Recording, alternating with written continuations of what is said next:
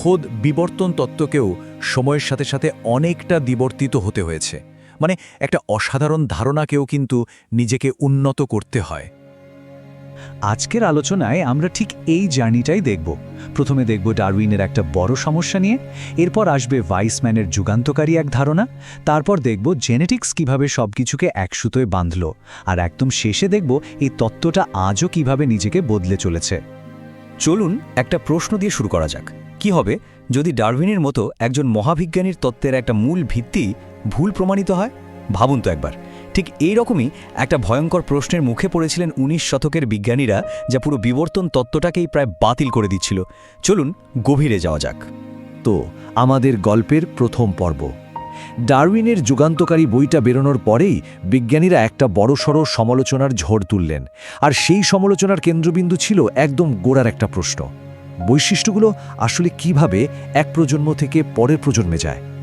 দেখুন, তখনকার দিনে একটা খুব জনপ্রিয় ধারণা ছিল যেটাকে বলা হতো ব্লেন্ডিং ইনহেরিটেন্স। মানে সন্তানের বৈশিষ্ট্যগুলো তার বাবা মায়ের বৈশিষ্ট্যের একটা গড় মিশ্রণ।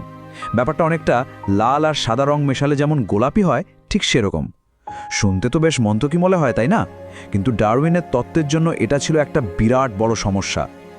ফ্লেমিং জেনকিন নামে একজন ইঞ্জিনিয়ার একটা মারাত্মক যুক্তি দিলেন।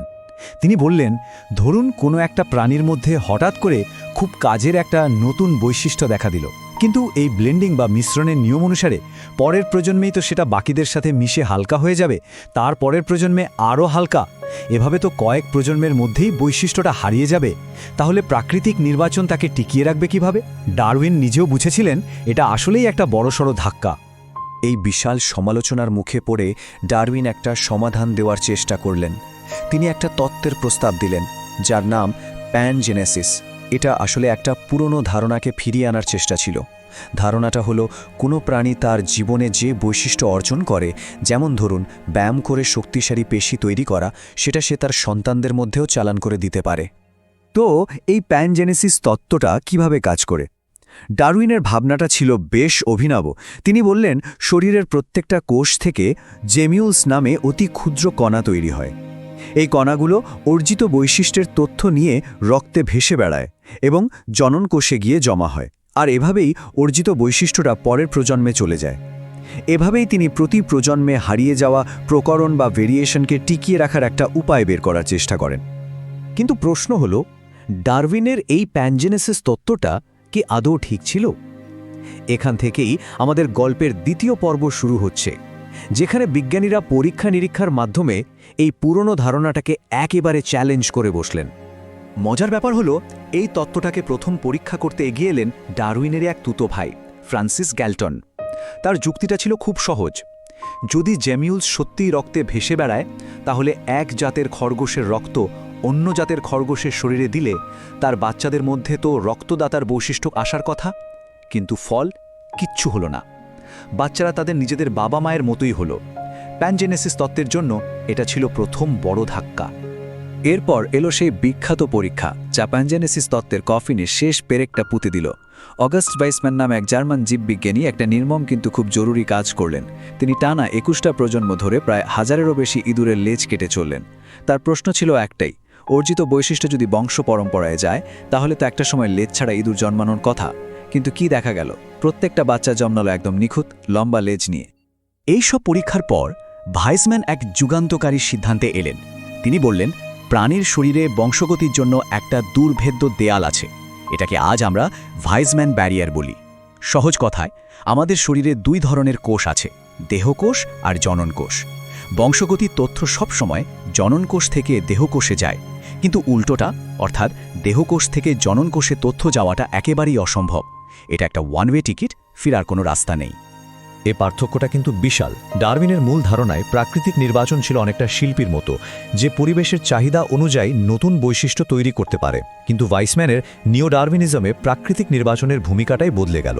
এখন সে আর শিল্পী নয়, বরং একজন কঠোর বিচারক। প্রকরণ বা ভেরিয়েশন তৈরি হয় জননকোষের ভিতরে, সম্পূর্ণ এলোমেলোভাবে, আর নির্বাচন শুধু সেগুলোর মধ্যে থেকে যোগ্যতমকে বাছাই করে নেয়। বেশ, ভাইসম্যানের ধারণাটা সঠিক দিকেই এগুচ্ছিল, কিন্তু একটা রহস্য তখনও ছিল, এই প্রকরণ বা ভ্যারিয়েশনগুলো ঠিক কিভাবে তৈরি হয় আর এখানেই গল্পের তৃতীয় পর্বে এন্ট্রি নিল জেনেটিক্স। এটাই ছিল সেই ধাঁধার শেষ অংশ, যা পুরো ছবিটাকে সম্পূর্ণ করে দিল। এই টাইমলাইনটা দেখলে বোঝা যায় বিজ্ঞানের পথ চলাটা কত ধৈর্যের পরীক্ষা নেয়। ডারউইন আর ভাইসম্যানের কাজের কয়েক দশক পর 1900 সালে এসে গ্রেগর মেন্ডেলের প্রায় ভুলে যাওয়া সেই যুগান্তকারী গবেষণা আবার বিজ্ঞানীদের চোখে পড়ল। জেনেটিক্সের সেই সূত্রগুলোই ছিল আসল উত্তর। আর অবশেষে 1942 সালে জুলিয়ান হাক্সলি এই সবগুলোকে মিলিয়ে এক নতুন তত্ত্বের নাম দিলেন দ্য মডার্ন সিনথেসিস। তো এই মডার্ন সিনথেসিস আসলে কি বলে? খুব সহজ করে বললে এটা ভাইসম্যানের ধারণার সাথে জেনেটিক্সকে জুড়ে দেয়।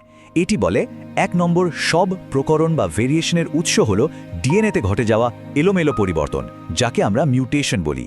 2 নম্বর, প্রাকৃতিক নির্বাচন এই মিউটেশনগুলোর মধ্যে থেকে উপকারীগুলোকে বেছে নেয়। আর 3 নম্বর, এই উপকারী মিউটেশনগুলো ধীরে ধীরে একটা জনগোষ্ঠীর মধ্যে ছড়িয়ে পড়ে। ব্যাস, এটাই বিবর্তন। এই টেবিলটা পুরো যাত্রাপথটাকে এক নজরে বুঝতে সাহায্য করবে।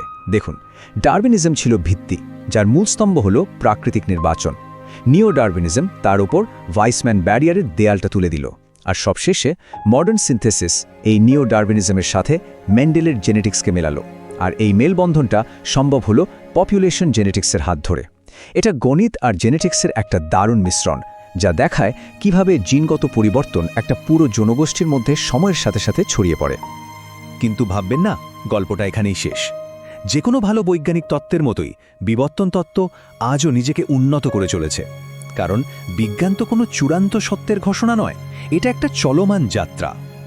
যেমন এখন আমরা জানি ভাইসম্যানের সেই বিখ্যাত দেয়ালটা হয়তো পুরোপুরি অভেদ্য নয়।